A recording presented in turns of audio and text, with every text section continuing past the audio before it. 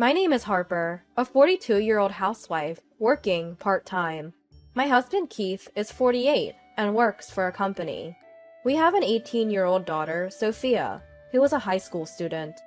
Though we have been married for nearly 20 years, there has been a persistent tense atmosphere for quite a while. Back when Sophia was little, the three of us used to go out and play together a lot. However, since Sophia became a high school student, Keith started going out by himself more frequently. He has completely stopped getting involved in Sophia's school, events, or club activities.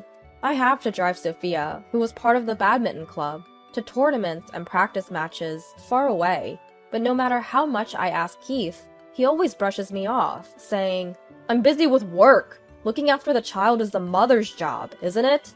Sophia, too, is astonished at her father's behavior. Other kids' fathers are enthusiastically coming to support, but our dad doesn't seem to care. It seems that Sophia isn't particularly fond of Keith, who never helps out with child rearing. He barely helps out with housework, but he always has complaints. Even when my part-time job gets busy and I come home late, Keith never prepares dinner. "What time do you think it is? I'm starving here!" "I work too, you know. You could at least prepare dinner." This way, we often end up arguing. Lately, Sophia has been helping with dinner preparations, which has been a great relief. The initial reason I started working part-time was because Keith asked me to. I had planned to start working when Sophia grew up to a certain extent, but Keith kept buying unnecessary things, so I started working again when Sophia was 1. Keith loves cars and is constantly buying new ones. He should buy a car within his earning capacity, but he can't do that. He is not high income, but he keeps buying expensive cars. Adding to that, Keith, who likes to show off, seems to often pay for his coworkers when they go drinking. "I treated everyone again today." He comes home drunk and talks about it with a smug face. Recently, there seem to be fewer drinking parties, so he seems to not be treating others as much. Still, he is always complaining about not having enough money. He works for a company that does not pay well, and he spends money without thinking. Ideally, I wanted to save money for Sophia's education and for buying our own house. Now, saving money is out of the question, and we are barely getting by, day to day. Keith's salary disappears with monthly rent, food expenses, and educational expenses. Most of my part-time income is used for the payments on the luxury car that Keith bought. A large minivan, a hybrid car, which is too big for a 3-person family. He decided to buy it without considering Sophia's or my opinion. Before this minivan, we had a gas-guzzling giant SUV. I got angry several times because of the car's poor fuel efficiency. Why do you, who never go to the mountains or the sea, need to buy such a car with such large tires? "I bought it because it's trendy now. It's okay even in heavy snow." We live in an area where it only snows about once every 5 years, so there was never a chance to use it in snowy conditions. When he bought the current minivan, he said, "This time it's a hybrid, so the fuel efficiency is good. Also, a lot of people can ride in a minivan." When Sophia was in junior high school, many of the parents of the badminton club members drove minivans. Sophia and I had a conversation about it. Indeed, a minivan can accommodate many people and even allow for changing clothes. It's nice. Our car is large, but the interior is cramped, isn't it? Perhaps my husband casually checks in on my conversation with our daughter, Sophia. And then there's my husband, who bought a sports car before the SUV. "It was a childhood dream of mine. It's every man's fantasy." Can't you wait until Sophia grows up? This car's child seat is a pain. "It's a car I can only drive now. We don't use the child seat every day, so it's okay."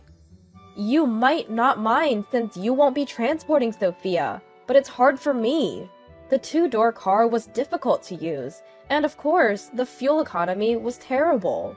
Sophia was still at an age where she needed a child seat or a baby seat, and getting in and out was difficult. If only my husband would consult me, but he decides on his own. He buys on impulse without thinking about the payment.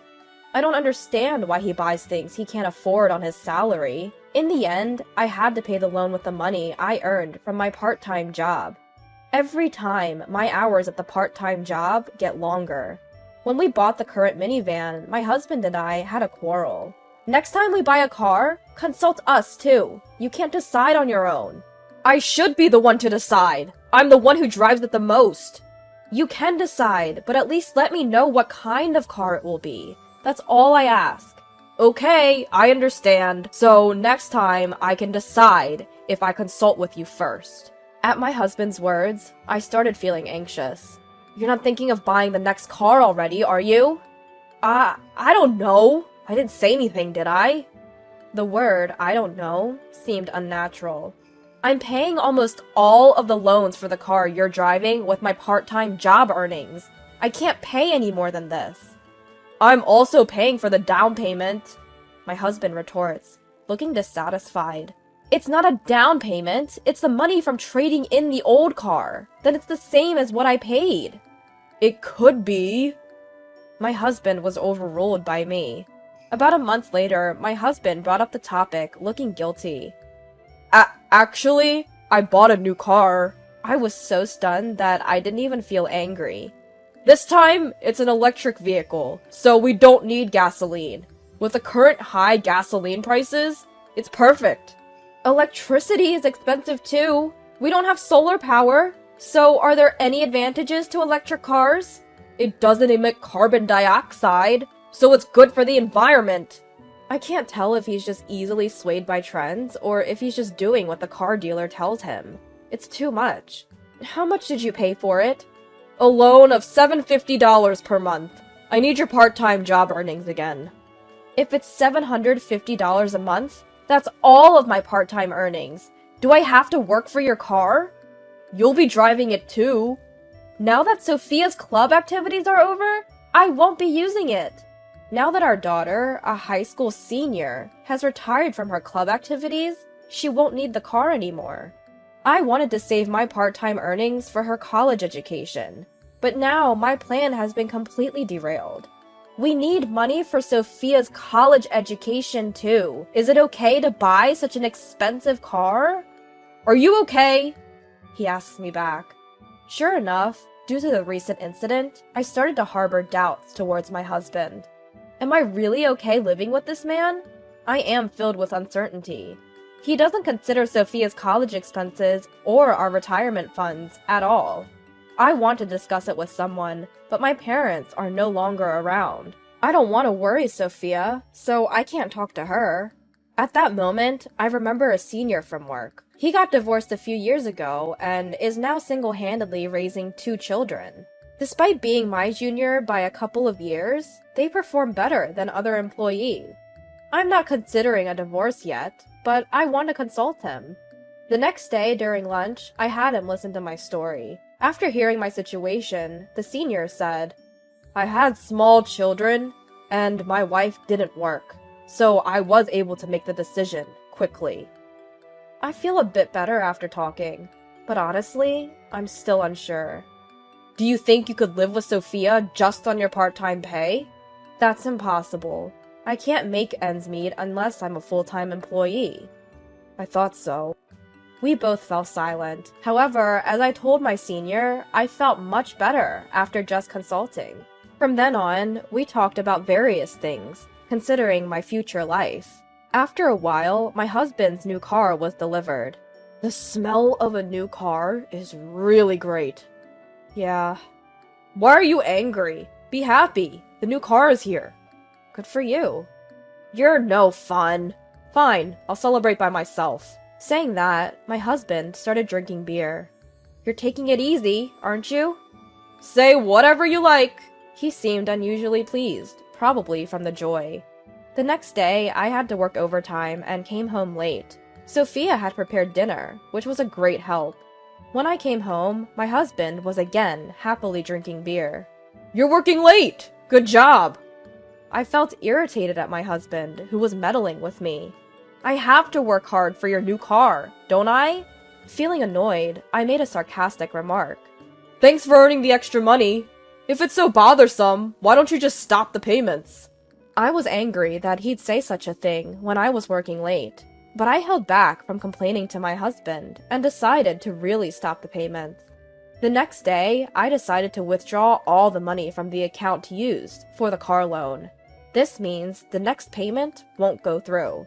I was looking forward to seeing what kind of face my husband would make. I managed to withdraw the money in time before the next due date, and a reminder notice arrived the next month.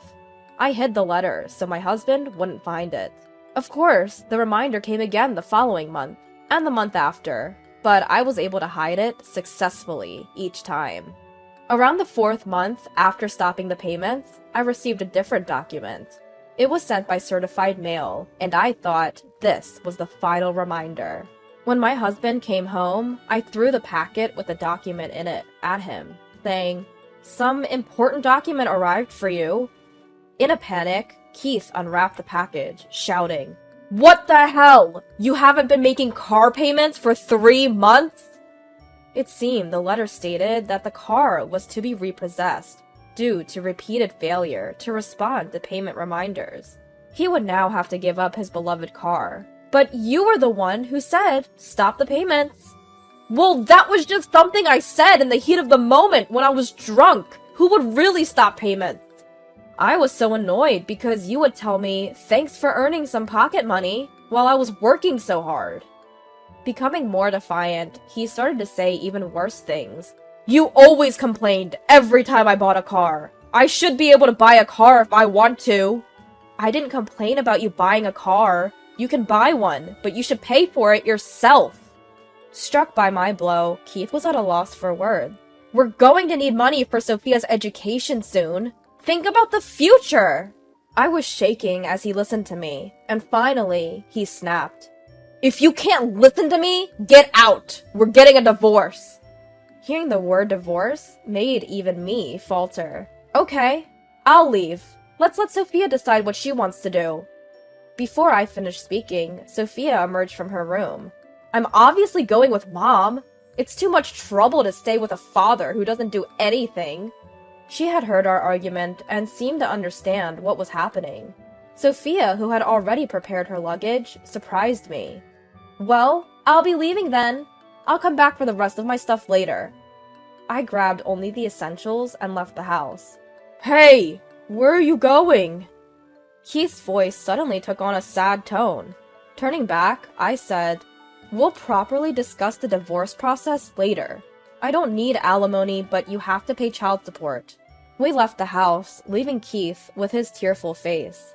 "Mom, you were so cool! Just as expected. But what are we going to do now?" "Don't worry, I had prepared for this, thinking it might happen. I had expected this to happen ever since Harper told me to stop paying the car loan. Also, I had about $3,000 from not paying the car loan payment for 4 months. We stayed in a motel for about 3 days, but I had already arranged for an apartment. We were able to move to the apartment on the 4th day after leaving the house. I'm sorry for making you live in a place like a motel.